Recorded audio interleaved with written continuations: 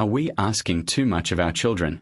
Have you ever sat alone on a quiet afternoon, with a cup of warm tea in your hand, and wondered, when did my love for my children turn into a silent expectation? If you are between the ages of 50 and 80, this message is for you. Not as a warning, not as a lecture, but as a gentle mirror so we can look together, honestly and lovingly, at how we've been taught to think about parenting, sacrifice, and aging. Many of us were raised to believe in a simple idea. When we are young, we care for our children. When we are old, they will care for us. It sounds fair. It sounds comforting. And for generations, it was the way of life in many cultures, especially ours. But in today's world where life is faster, families are more scattered, and expectations are heavier than ever, this belief is quietly pushing both parents and children into pain. So I ask you, what happens when we raise our children not only with love, but also with the silent hope that they will become our safety net? What happens when we give everything we have, our health, our money, our energy to our children, and leave nothing for ourselves? This video is not about blame. It's about awakening. Awakening to the quiet truth that when we expect too much from our children, we may accidentally lose not just our freedom but also their love. Before we begin, I invite you to do 3 simple things. Subscribe to this channel if you haven't yet, because every week we bring you gentle, heartfelt reflections to help you live your later years with wisdom and peace. Watch this video to the very end, because what we are about to share could change how you experience the most precious years of your life. And if something touches your heart, share it with a friend. Now, let's begin with a story. A story that might feel very familiar to you. 1. When a mother gives everything and forgets herself. Her name was Linda Thompson. She lived alone in a small apartment complex just outside of Cincinnati, Ohio. At 67, Linda was quiet, polite, and always wore the same faded green sweater. But behind that calm presence was a life of devotion few had ever known. She had one child, a son named Mark. Her husband passed away when Mark was only 5, and from that day forward, Linda became both mother and father. She worked long hours at a diner by day and cleaned motel rooms in the evenings. She rarely bought new clothes, never went on vacation, and clipped coupons with military discipline. Also, her son could attend a good school, wear clean sneakers, and have every opportunity she never had. She believed, with all her heart, that this was what a good mother did. Give, sacrifice, endure. And she did it all with one quiet expectation tucked deep in her heart. When I grow old, my son will be there for me like I was always there for him. And for a while, that hope seemed to come true. Mark graduated from college, got a corporate job in Chicago, and began sending her money every month. He called often. He visited on holidays. Linda was proud. She told her neighbors, "My boy made it. I can finally rest." At 62, she stopped working. She had no pension, no savings, just Social Security and her son's support. She believed it would be enough. But life changed. Mark got married. He had children. Bills piled up. His wife took over the household finances, and the monthly transfers stopped coming. At first, Linda was patient, then anxious, then resentful. She began calling more often, leaving messages tinged with guilt. "After all I gave up, is this how you treat your mother?" Mark loved her, but he felt torn. Between his demanding job, 2 young kids, and mounting financial pressure, he simply didn't have enough time, money, or energy to meet her expectations. Feeling rejected, Linda made a decision. She sold her small home and moved to Chicago to live with her son. At first, it felt like healing.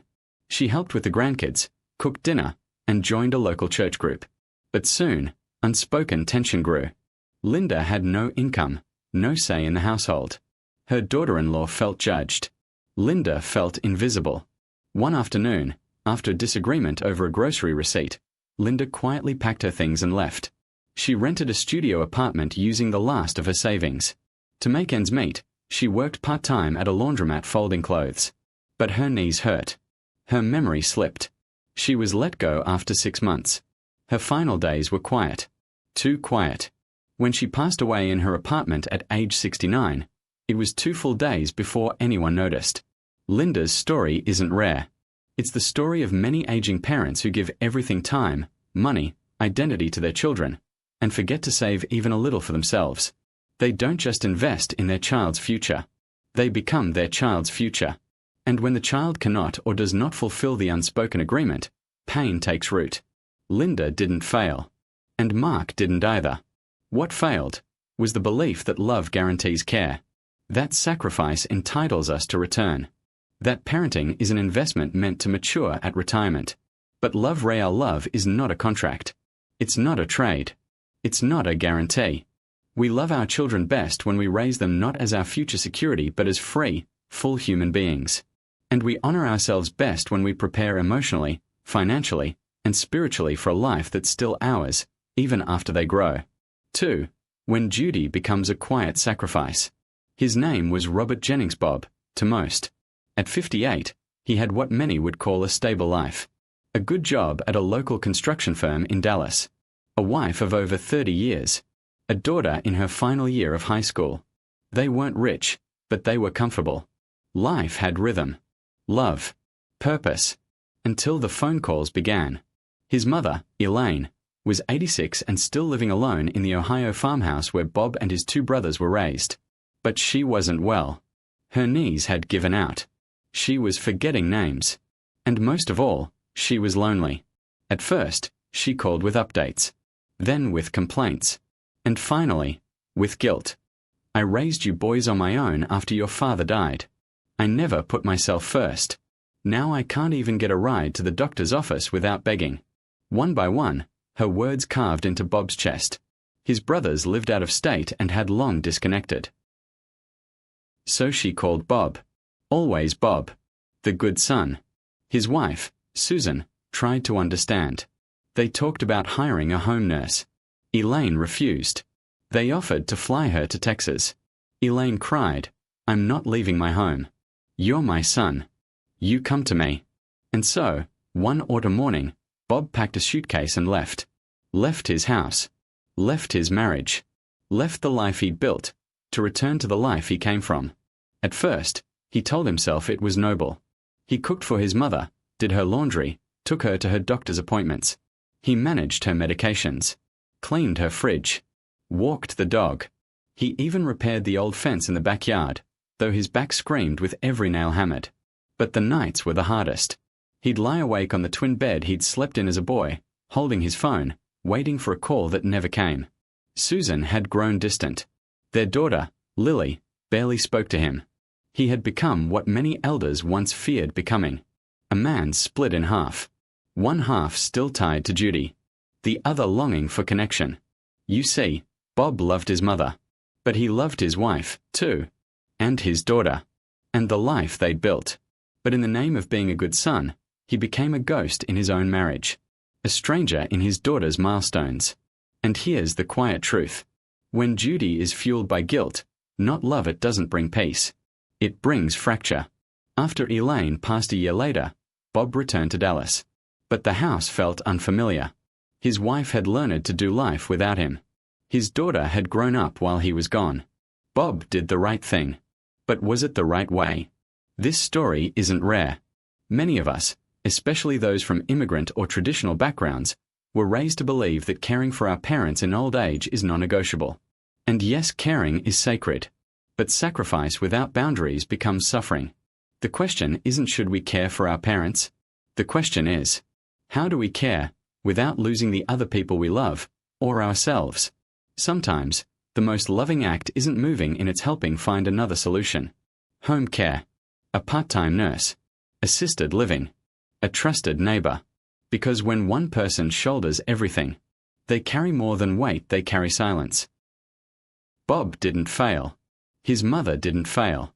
What failed was the belief that being a good child means becoming a full-time caregiver alone. You are not selfish for protecting your marriage.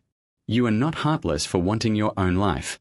And you are not less of a son or daughter for asking, is there another way? 3. The freedom of aging without relying on your children. Her name was Margaret Lewis, and at 63, she made a decision that many people only dream of but few ever dare to live. After retiring from her job as a public school music teacher in Portland, Oregon, she packed a suitcase, grabbed her passport, and began her next chapter not as a grandmother, not as someone's dependent, but as a woman finally living for herself. Margaret had raised 2 daughters on her own. Her marriage had ended years ago, and though painful, it gave her clarity. "I won't wait for someone else to build my life for me," she once said. So she worked, saved, and carefully set aside a fund not for emergencies, but for freedom. When her daughters left for college, Margaret didn't follow them. She cheered them on, helped them pack, and then began planning something she'd long put on hold, her dream of seeing the world. When I met her, Margaret had just arrived in San Diego after spending 2 months in Thailand and 3 weeks exploring Greece. She stayed with friends, rented short-term apartments, used rideshare apps like a pro, and even ordered meals in countries where she didn't speak the language. What struck me wasn't just her independence, it was her lightness. She wasn't waiting on anyone to check in. She wasn't measuring her worth by how often her children called. She wasn't chasing their attention or hoping to be needed. She had already raised them well, and now she was raising herself. When I asked her if she ever felt lonely, her answer surprised me. "I don't need my daughters to live with me to feel loved by them. We talk every week, we travel together during holidays, and when I can't walk as much anymore, I'll move into a senior community I've already chosen." She smiled, adding, "They know I'm happy. That's the best gift I can give them and myself." Margaret taught me something many of us forget. Children are not retirement plans. Love doesn't have to live under one roof. And freedom isn't a luxury, it's a choice we can prepare for. So if you're in your 50s, 60s, or even 70s and wondering whether it's too late to live for yourself, the answer is simple. It's not. You don't have to wait for permission. You don't have to earn joy after a lifetime of sacrifice. You're allowed to choose lightness. You're allowed to prepare for a life where your well-being doesn't depend on your children's schedule or finances. When you do that, when you prepare your own parachute, your children can soar without guilt. And you'll land with dignity, strength, and a deep sense of peace. Margaret didn't abandon her children. She gave them the space to grow. And in return, she gave herself a second youth, one not defined by obligation, but by freedom, adventure, and grace. For, when love is conditional, even without realizing it, there's a phrase we hear often in life, especially from parents. "I did everything for my children, not because I had to, but because I love them." And yet, so often, that sentence is followed by a quiet sigh, a pause, a whisper that reveals something deeper. "But I didn't think I'd end up alone. I thought they would be there for me in my old age. After all I sacrificed, this is what I get?" And suddenly, the love that was once declared as unconditional starts to sound a lot like a contract. Let's pause here. This is not about judgment. It's not about calling anyone ungrateful or selfish, not the parent, and not the child. This is about awareness. Because if we don't pause to reflect on where our love is coming from, we might confuse love with control. We might confuse care with ownership. And worst of all, we might confuse devotion with debt. The myth of unconditional love. We all want to believe that our love is pure, that we love our children without strings attached. But the truth is more complicated. We live in a culture, especially among older generations, that teaches sacrifice as a virtue. You work hard. You put yourself last. You give everything for your kids. And over time, you start to believe that this sacrifice earns you something. Not money, not status, but security, belonging, company, respect. It's not wrong to want those things.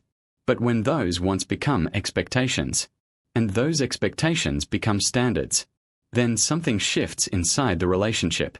Your children stop being loved ones and start becoming life insurance policies. How expectation creeps in. It starts small. You pay for their tuition. You buy them a car. You help with their first home. And somewhere in the background of your mind, a quiet voice says, "When I'm older, they'll remember this. They'll take care of me like I took care of them." Maybe you never say it aloud. Maybe you're even ashamed to admit it. But that voice is there. And when your children don't meet that unspoken hope, when they move far away, forget to call, or fail to send money, you feel something you don't expect. Not just sadness, but betrayal. After everything I did, they owe me. But here's the truth we often don't want to face. Children don't owe us their lives. They don't owe us care. They don't even owe us gratitude. What they owe us, if anything, is honesty. And what we owe them is freedom. The danger of emotional debt. Let me share with you the story of Frank and Carol. They were both in their 70s when I met them. Frank had worked as a mechanic for 40 years. Carol was a school secretary. They had 3 children, 2 sons and a daughter. They had given everything. Paid for college. Helped raise the grandkids. Even took out a second mortgage so their youngest could start a small business. But now, sitting across from me in their living room, Frank's eyes were filled with bitterness. His daughter had moved across the country. One son rarely called. Only the youngest stayed nearby, but even he was busy with work and rarely visited. We were good parents, Frank said. We gave them everything. How could they forget us like this? Carol added softly, we never asked for much. Just a little time. A phone call. Maybe a Sunday dinner once in a while. They weren't asking for anything extraordinary. But their pain came from a place deeper than logistics. It came from disappointment. Disappointment rooted in expectation. They had created an emotional ledger. And in that ledger, they had written every diaper changed, every meal cooked, every late-night worry. And they had been waiting for years for the balance to be paid. But love doesn't keep ledgers. And when it does, it stops being love and starts becoming obligation. Love without conditions what it really means. Unconditional love doesn't mean we don't get tired. It doesn't mean we don't wish for companionship. It doesn't mean we don't feel lonely when our children grow distant. But it does mean we don't use our past sacrifices as leverage. You see, the greatest test of unconditional love is not what we give when our children are young. It's what we still feel when they're grown and don't give back.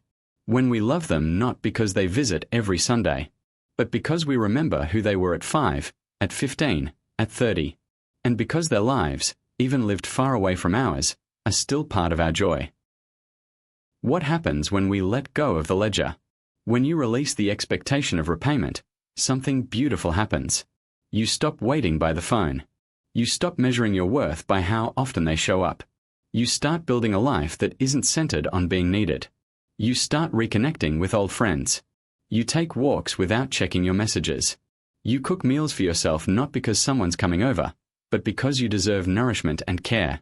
And something shifts in your relationship with your children, too. Because when they feel your love is not a burden, they come back to you with freedom. Not out of guilt, but out of affection. Not out of duty, but out of delight. Preparing for a new kind of old age. If you're in your 60s or 70s, this is the perfect moment to pause and ask yourself, what would it look like if I began building a life that doesn't rely on my children to make me feel whole? It doesn't mean you love them less. It means you love yourself more. It means you recognize that while they are part of your story, they are not your entire story, and that your final chapters are still yours to write with laughter, peace, and even surprise. A shift in perspective.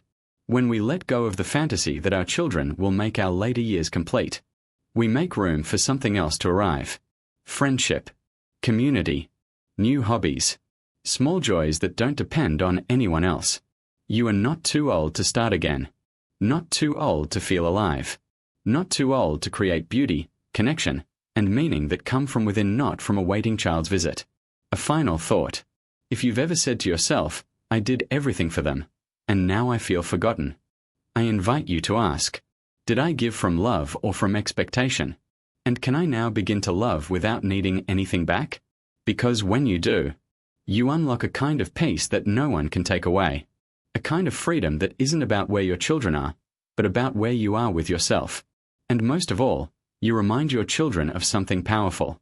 That real love is not transactional. That being a parent isn't a lifetime contract, it's a sacred gift.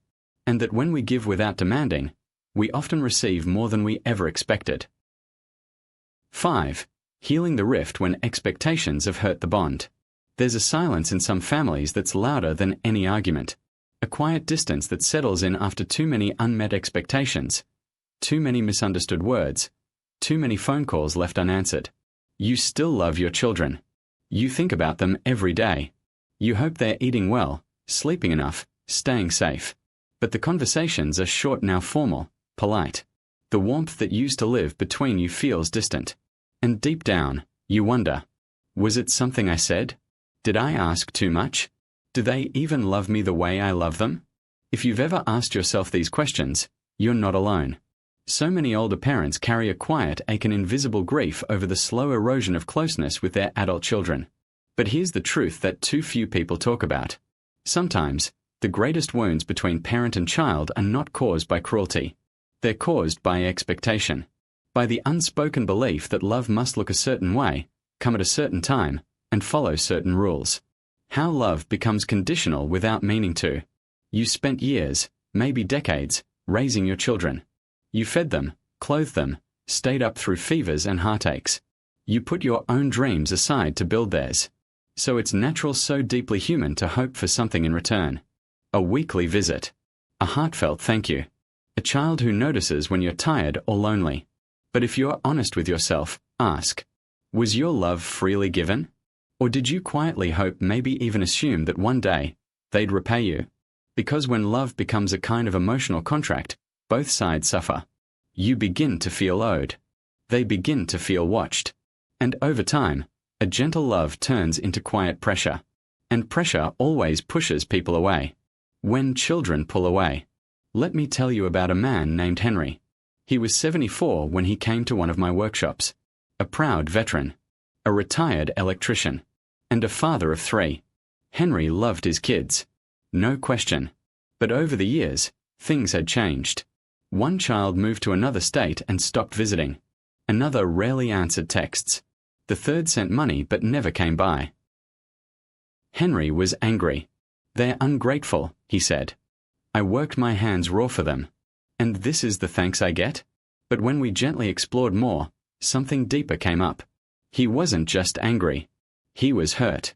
And more than anything, he was confused. What did I do wrong? He asked. I gave them everything. And then, he said something I'll never forget. Maybe that's the problem. Maybe I gave everything, except permission to live differently than I hoped they would. The moment of awakening. Henry realized something powerful. That his love, though deep, came with strings. That he expected his children to love him his way, not theirs. And when they didn't, he saw it as rejection. When really, it was just distance. Not disrespect. So he decided to try something new.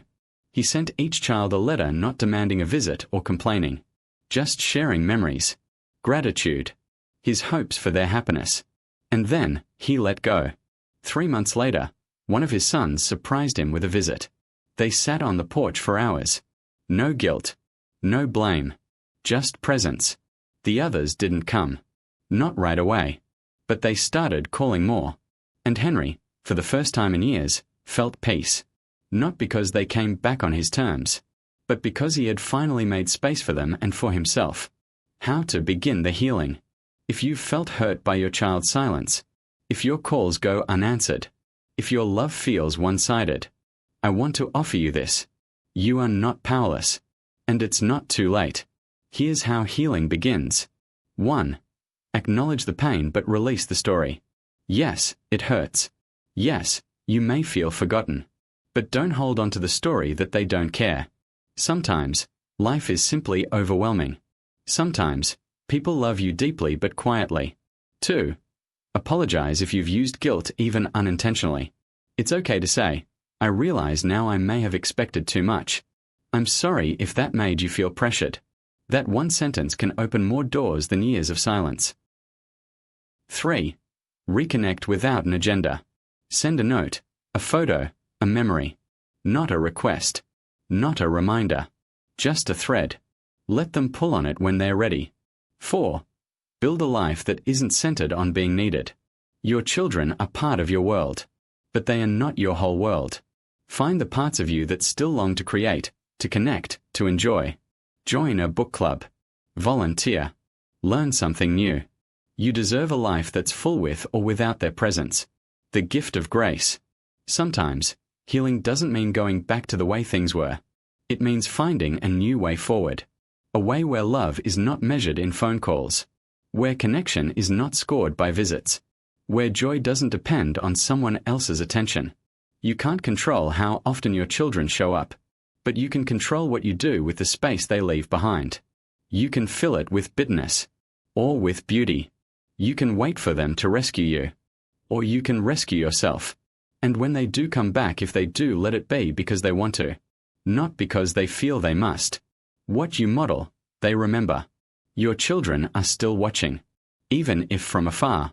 They're watching how you age, how you love, how you let go, and what you model now will shape how they treat themselves one day, how they treat their own children, how they care for you, if and when they can. You don't need to be perfect, just present, just honest, just open. Final reflection.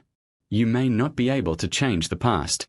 You may not get every apology or every visit you hope for, but you can choose what kind of parent you want to be today.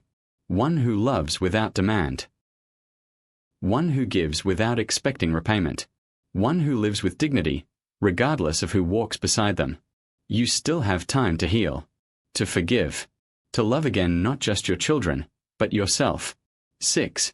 Letting go of control, finding peace in surrender. There comes a moment in life, often quiet, often unexpected, when we look at our grown children and realize they are no longer ours to shape, not in the way they once were. Their choices, their beliefs, even their mistakes, they now belong to them. And yet, for many of us, especially in our later years, letting go of control over our children is one of the hardest things we'll ever have to do. Not because we are controlling people, but because we love them. And deep down, love often whispers, if I don't guide them, they'll fall. If I don't remind them, they'll forget what matters. If I don't speak up, they'll regret it, and so will I. But here's the difficult truth. What we think of as help can easily feel like pressure. What we call care can quietly become control. The fine line between love and control. It starts with good intentions. We call to check in. We offer advice. We suggest how they might raise the grandkids, spend their money, or handle their careers. And maybe, at first, they listen. They nod. They say, thanks, Mom. Or I'll think about it, Dad. But over time, something shifts. They begin to call less. They stop sharing the details. They start saying things like, I've got it, okay? You don't need to worry about that. And it stings. Not just because we feel dismissed, but because we feel useless. Why letting go feels like losing. When we raised our children, we were the center of their world. We made the rules. We kept them safe. We shaped who they were becoming. And it gave our days meaning. It gave us a sense of purpose, of power, of deep emotional connection. So when they grow up, move away, and no longer need us in the same way, we don't just miss them. We grieve something we didn't expect to lose. Our place, our voice, our identity. And that grief, if unspoken, often transforms into control. Not because we are cruel, but because we are scared. Scared of being forgotten. Scared of being left behind. Scared of not mattering anymore. What control really looks like. Control doesn't always show up as yelling or demanding. It's often quiet, subtle, dressed up as love. It sounds like, you should really talk to your brother. He's still your family. Are you sure this job is a good idea? When I was your age, I never would have made that decision. It looks like unsolicited advice, a disapproval wrapped in concern, a comparison with other people's children. And even if we mean well, these things build walls. Our children begin to feel judged, not seen, corrected, not supported. And the love we offer, deep, real, unconditional, gets lost behind our need to protect, shape, or fix. A different kind of strength. What if strength in our later years isn't found in holding on, but in letting go? Not letting go of love, but letting go of attachment to outcomes. Not letting go of presence, but letting go of pressure. Not letting go of relationship, but letting go of the need to be right. Because here's what we often forget. The more space we give, the more likely our children are to return. Not out of duty but desire. Not out of guilt but grace. The story of Janet and Elise. Janet was 71 when she told me about her daughter, Elise. She never listens anymore, Janet said. She lives across the country, barely calls. And when she does, she always sounds tired of me. I asked, gently, what do you usually talk about? Janet paused, then sighed. I ask if she's eating well. I remind her to save money. I tell her to stop working so hard. I tell her she should have never left her last job. It paid better. I nodded slowly. And what does she say? She says, Mom, I'm fine. Can we just talk? What Janet hadn't realized was this. Her words came from love but carried a message her daughter kept hearing. You're not doing it right. You're not who I hoped you'd be. So Janet tried something new. The next time Elise called, she said nothing about work, money, or food. She just said, I'm glad you called. What's bringing you joy lately? Elise was silent for a second. Then she laughed. Wow, Mom. That's new. And for the first time in years, their conversation flowed. They talked for over an hour. Not as mother correcting daughter, but as two women reconnecting. The gift of emotional freedom. Letting go doesn't mean giving up. It means choosing peace over control. It means accepting that your children are on their own path even if it's different from the one you dreamed for them. And when you release the reins, something beautiful happens. You become a safe space. A place of warmth, not weight. A source of strength, not stress. And your children? They begin to return not because they have to, but because it feels good to be around you. Practical ways to let go without letting go of love. 1. Be curious, not critical. Ask questions from a place of wonder, not judgment. Instead of, why are you dating someone like that? Try, what do you enjoy most about your relationship? 2. Share stories, not strategies. Tell them what worked for you. Don't insist it's what they must do. Instead of, you should stop working so much. Try, I remember how exhausted I was working 2 jobs. I learned the hard way to rest more. Let them draw their own lessons. 3. Trust the seeds you planted. You raised them. You taught them values. Now it's their turn to live them in their own way. Believe that even if they stray, they'll find their way home. 4. Find purpose beyond parenting. You are more than a mother. More than a father. You are an artist. A reader. A cook. A friend. A learner. Rediscover the parts of you that existed before and still live within. A final reflection. There's a tree I used to visit in a park near my home. It stood tall, wide-armed, generous with shade. One day, I noticed something unusual. A small plaque nailed to its trunk. It read, "The strongest trees know when to bend. The wisest know when to let go." That's what we are called to do, especially as we age. Not to stop loving, but to love more freely. To release the grip of worry, the need to fix, the fear of becoming irrelevant. Because the truth is, you matter most when you let your love breathe. When you stop shaping and start simply being. When you stop directing and start witnessing. When you no longer need to be the center. You become the circle always there, always grounding, always enough. 7. You are still needed why your presence matters more than ever. There comes a time often quiet, often unspoken when many older adults begin to ask themselves a deeply human question. Do I still matter? When the children no longer need your advice. When the grandkids are busy with school and friends. When birthdays come and go with fewer calls, fewer visits. When the world seems to move faster, louder, younger without you at the center of it. It's easy to feel invisible. To sit by the window on a Tuesday afternoon and wonder, what's left for me now? But let me offer you a truth that too many forget. You are still needed. Not just for what you've done, but for who you are. Not just by your children, but by this world. Right now. Today. Just as you are. The quiet wisdom you carry.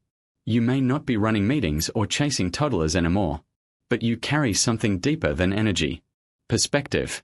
You've lived through decades of change, of joy, of loss. You've watched love arrive, and sometimes leave. You've made mistakes, and grown from them. And all of that, the laughter, the heartbreak, the resilience, is a library within you. When you speak, there's weight. When you listen, there's comfort. When you sit beside someone, there's peace. This is what younger generations crave, even if they don't know how to ask for it. They don't need you to be strong in body. They need you to be present in soul. Why your presence still matters. 1. You model how to age with dignity. When younger people see you walking slowly but smiling freely. When they see you embrace change instead of fighting it. You give them hope that growing older doesn't have to mean fading away. You show them that a wrinkled face can hold light. That a slower pace can hold joy. 2. You are the keeper of family memory. Who else remembers where that old recipe came from? Who else knows the story behind that scar, that photo, that lullaby? When you share those stories, you give your family more than history. You give them identity. You anchor them in something deeper than trends or timelines. 3. You offer the kind of love that's rare. The love of a parent or grandparent when free from expectation is one of the purest forms of affection in the world. Your quiet presence at a soccer game. Your hand on their shoulder during hard times. Your steady voice saying, "I'm proud of you."